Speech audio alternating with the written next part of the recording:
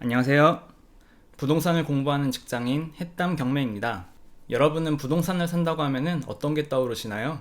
아마 대부분은 부동산에 가서 공인중개사를 통해서 부동산을 매매하는 방법을 떠올리실 텐데요. 그거 말고도 두 가지 방법이나 더 있다는 사실을 알고 계신가요? 이번 영상에서는 부동산을 사는 세 가지 방법에 대해서 제가 간결하고 깔끔하게 설명드리도록 하겠습니다. 그럼 영상을 끝까지 시청해 주시기 바랍니다. 부동산을 사는 첫 번째 방법은 보통 사람들이 일반적으로 하는 방법인데요. 일단 부동산에 가서 공인중개사의 중개를 통해서 매수를 하는 방법이 있습니다. 이런 방법을 우리는 일반 매매라고 부르는데요. 두 번째 방법은 경매라는 방법이 있습니다. 이 경매는 생소하실 수도 있는데 우리는 사실 TV에서 이런 경매하는 것을 많이 봤습니다. 예를 들어서 미술품 같은 것을 경매하는 것을 생각해 볼게요. 어떻게 하죠? 일단 미술품의 최저가가 있고 모인 사람들 중에서 가장 높은 금액을 쓴 사람이 미술품을 가져가게 되죠. 부동산 경매도 이 방법과 똑같은데요. 법원에서 경매로 나온 물건의 최저가를 정하면 모인 사람들 중에서 가장 높게 쓴 사람이 해당 부동산을 가져가는 방법이라고 보시면 되겠습니다. 그럼 대체 부동산의 경매 물건은 어떻게 나오는 걸까요? 제가 저희 집으로 예를 들어 보겠습니다. 현재 저희 집에는 집을 담보로 은행에 대출이 잡혀 있는데요. 따라서 저는 매달 은행에 대출 이자를 내고 있습니다. 그런데 제가 몇 달 동안 대출 이자를 은행에 주지 않으면 어떻게 될까요? 은행은 저한테 이자를 내라고 닥달을 하겠죠? 그런데도 제가 이자를 계속 내지 않는다면 은행은 담보로 잡은 이 집을 법원을 통해서 경매로 넘기게 됩니다. 그럼 법원은 대중들에게 이 집을 언제 팔 거니까 관심 있는 사람들은 와서 입찰을 해라 라고 이렇게 공지를 합니다. 그러면 경매일에 이 집에 관심 있는 사람들이 모여서 자기는 얼마에 사겠다 이렇게 가격을 적어내겠죠. 그럼 법원에서는 그렇게 적힌 금액 중에 가장 높게 적은 사람에게 저의 집을 이렇게 넘기게 됩니다.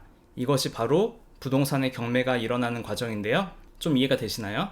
그리고 마지막으로 부동산을 사는 방법으로는 공매라는 방법이 있습니다.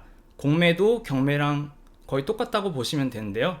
차이점은 부동산이 나오는 방법에 있습니다. 경매는 개인적인 채무, 즉 대출이자를 갚지 않거나 아니면 세입자에게 보증금을 줘야 되는데 보증금을 제때 주지 못해서 집이 경매로 나오는 건데요. 공매 같은 경우에는 여러 가지 이유가 있지만 대부분의 공매 물건은 세금 체납에 의해서 나온다고 보시면 됩니다. 대표적으로는 소득세나 재산세 같은 세금이 있겠죠. 이런 세금을 내지 않는다면 국가에서는 그 체납자의 부동산을 압류해서 캠코, 즉 자산관리공사에게 해당 부동산을 매각해서 세금을 채워라라고 명령을 하는데 그 이후에 캠코는 해당 부동산을 이제 매각을 진행하는데요. 매각을 진행하는 방법은 이제 경매와 유사한데 캠코는 인터넷을 통해서 이 물건이 언제 매각을 할 것이다라고 일반인들한테 공개를 합니다. 그러면 날짜가 정해졌으니까 이 물건에 관심 있는 일반인들은 해당 일에 자기는 얼마에 사겠다 이렇게 입찰을 하는데요. 그 중에서 가장 높게 쓴 사람이 해당 물건을 가져가는 방식이 바로 공매가 되겠습니다. 따라서 경매랑 공매는 거의 비슷한데 물건이 어떻게 나오는지, 입찰을 어디서 하는지가 조금 다르다고 보시면 되는데요. 좀 더 자세한 내용은 다음 페이지에서 제가 다루도록 하겠습니다. 이번 페이지에서는 제가 앞에서 설명드린 일반 매매, 경매, 공매의 장점과 단점에 대해서 간단하게 설명드리겠습니다. 먼저 일반 매매부터 보도록 하겠습니다. 일반 매매는 우리가 부동산에 가서 공인중개사에게 서비스를 받는 것이기 때문에 아주 깔끔합니다. 이 경우에는 공인중개사가 권리분석도 해주고 해당 물건에 대해서 설명도 다 해주고 그리고 마지막 내가 사기 전에 건물 내부를 보고 매매를 할 수가 있다는 장점이 있습니다. 하지만 단점으로는 부동산 중개 수수료가 있다는 점이고요. 그리고 부동산을 살 때 내가 원하는 가격에 살 수 있는 것이 아니라 시세대로 사야 한다는 단점이 있습니다. 하지만 경매와 공매는 어떨까요? 경매와 공매는 최저가를 정해놓고 그 중에서 가장 높게 쓴 사람이 낙찰을 받는 것이기 때문에 사실 정해진 가격이 없습니다. 예를 들면은 부동산이 10억짜리가 있다고 해볼게요. 이 경매 같은 경우에는 10억짜리를 입찰하는데 입찰자가 아무도 없다 하면은 보통 30%가 떨어지는데요. 다음 입찰 기일에 7억에 나옵니다. 7억에 나왔는데도 아무도 입찰을 안 한다? 그럼 5억이 되고요. 5억에도 아무도 안 붙으면은 거기서 30%가 떨어진 3억 5천부터 시작을 합니다.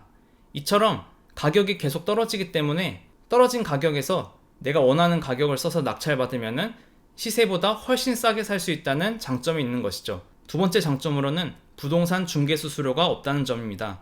당연히 중개하는 사람이 없는 것이기 때문에 수수료가 없는 거겠죠. 그 다음 경매와 공매는 다 비슷한데 차이가 약간 있습니다. 공매는 이게 정말 큰 장점인데 인터넷에 온비드라고 치시면은 사이트가 나오는데 그 사이트에서 입찰이 가능하고 심지어는 휴대폰 어플을 다운받아서 그곳에서 입찰도 가능합니다. 그리고 사실 사람들은 경매를 많이 알지 공매는 그렇게 많이 모르기 때문에 경매보다 경쟁이 덜하다는 장점도 있습니다. 그럼 경매와 공매가 이렇게 부동산을 싸게 살 수 있고 중개 수수료도 없다는 장점이 있는데 어떤 단점이 있을까요? 공통적인 단점은 내가 원하는 물건을 하나하나 찾아야 된다는 점이 있습니다. 그리고 권리 분석도 직접 해야 되고요. 잘못하면은 큰 돈을 날릴 수가 있기 때문이죠. 만약에 안에 임차인이 대항력이 있는데 내가 대항력이 없는 줄 알고 입찰을 했다? 그러면 나중에 내가 낙찰 받고 나서 해당 임차인의 돈을 물어줘야 되는데 그 돈을 물어주는 게 다 비용이 되기 때문입니다. 그런 실수를 하면 안 되겠죠? 그 다음 세 번째, 최고가를 쓰지 않으면 낙찰받지 못한다는 점입니다. 경매나 공매나 똑같이 내가 관심 있는 물건에 사람들이 한 명이 붙을지 아니면 두 명이 붙을지 그건 아무도 모릅니다. 결국 패를 까봐야 알게 되는데요. 그래서 무리하게 가격을 쓰는 사람도 있지만 보통은 자기의 기준대로 가격을 쓰게 됩니다. 그렇게 쓰게 되면은 최고가가 아닌 경우가 종종 생기는데요. 그렇게 되면은 해당 물건을 낙찰받지 못하게 되는 것이죠. 그리고 다음 단점을 보시면 건물 내부를 보기 힘들다는 점이 있습니다. 일반 매매 같은 경우에는 부동산 사장님이 건물 내부를 잘 보여주시기 때문에 전혀 걱정할 필요가 없지만 경매와 공매 같은 경우에는 안에 있는 세입자가 자신의 집을 보여줄 이유가 전혀 없습니다. 따라서 건물 내부를 정말 보기 힘들다라는 점이 있고요. 그리고 마지막으로 경매에만 있는 단점인데요. 공매는 위에서 장점으로 제가 인터넷이나 휴대폰 어플로 입찰에 참여가 가능하다는 장점이 있다고 말씀드렸는데요. 경매는 그와 반대로 무조건 경매가 열리는 날에 법원에 직접 가야 됩니다. 저와 같은 직장인은 경매에 한번 입찰하기 위해서는 월차도 써야 되고요. 직접 가야 된다는 번거로움도 있는 것이죠. 만약에 낙찰받지 못한다고 하면은 헛걸음만 하는 셈인 거죠. 제가 일반 매매, 경매, 공매의 장점과 단점에 대해서 알려드렸는데요. 조금 이해가 되셨나요? 그럼 마지막으로 경매 초보가 저지르기 쉬운 실수에 대해서 제가 알려드리겠습니다. 이거는 정말 조심하셔야 되는데요. 보통 경매를 이제 막 시작하신 분들은 경매가 무조건 싸다, 나는 경매를 하는 사람이야 라고 특별한 생각을 가지고 계신 분들이 있는데 그러면 절대 안 됩니다.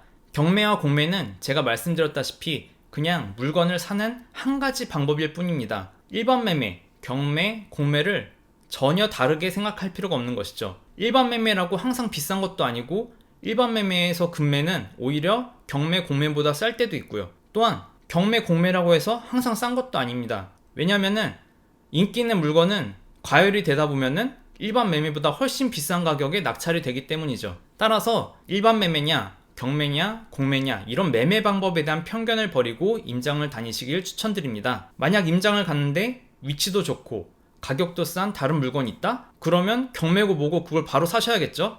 두 번째, 경매든 공매든 좋은 물건은 꾸준하게 나온다는 것을 꼭 명심하셔야 됩니다. 저도 이것을 깨닫기까지는 좀 오래 걸린 것 같아요. 지금 제가 한 3년째 경매를 하고 있는데요.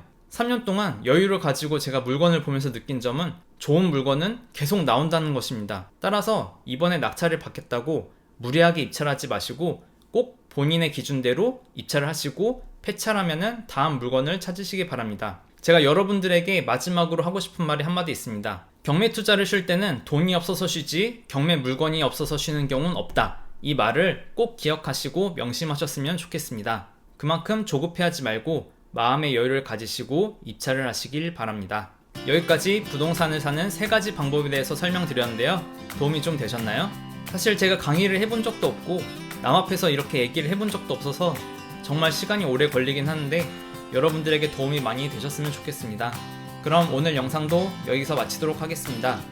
제 영상이 마음에 드셨다면 구독과 좋아요, 알림 설정 꼭 부탁드립니다. 감사합니다.